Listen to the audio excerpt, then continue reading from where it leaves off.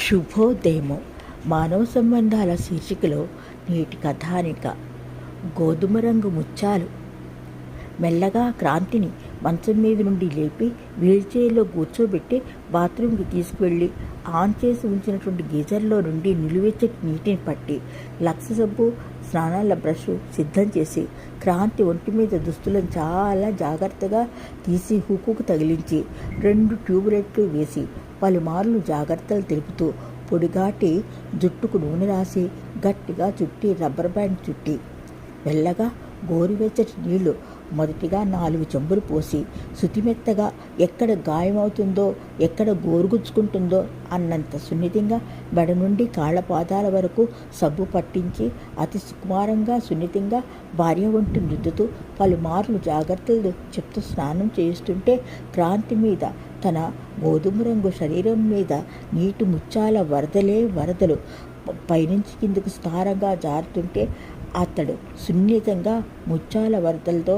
తర్వాత భాగం జారుతుంటే అతడు సున్నితంగా గోధుమ రంగు మెడభాగం నుండి కాలి బొటన వేలు వరకు రుద్ది ముఖాన్ని మరింత సున్నితంగా ఫేస్ వాష్తో రుద్ది చివరగా ఒంటి మీద నీళ్లు గుంబరిస్తే మెత్తని టవల్తో తుడిచి ముత్యాలన్నింటినీ గోధుమ రంగు ముత్యాలను టవల్తో తుడిచి వీల్చైర్ మీదనే బట్టలు వేసి మెల్లగా బాత్రూంలో నుండి బెడ్రూమ్లోకి తెచ్చి మంచం మీదకి చేర్చి సిద్ధం చేసి ఉంచిన పాల గ్లాసుతో పాలు తాగించి మందులు వేసి పడుకోబెట్టి క్రాంతి కొంచెం సేపు టీవీలో వార్తలు చూడు, వంట వండి వచ్చేస్తాను, ఏమన్నా కావలిస్తే పిలువు.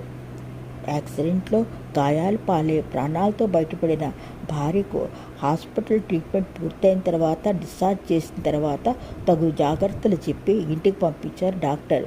క్రాంతి భర్త విష్ణు చేతుల్లో ఆనాటి నుండి క్రాంతి పసిపాపగా మారిపోయిందని చెప్పాలి. పెళ్ళయ్యి 6 ఏళ్ళైంది. ఏనాడు ఒంటి మీద దుస్తులు లేకుండా కానీ అర్ధనగరంగా కానీ భర్త కనిపించేది కాదు. ఎంతో చిరాకు, విసుగు, సిగ్గు పడిపోయేది. సిగ్గు మొదటి రాత్రి నుంచి 6 ఏళ్ళు భార్యాభర్తల వైవాహ జీవితంలో అతి సిగ్గుతో ఏ మాత్రమో నైట్ బల్బు కూడా ఉండనిచ్చేది కాదు. అబ్బో లైటు వద్దు ఆర్పండి అంటూ గోల చేసేది.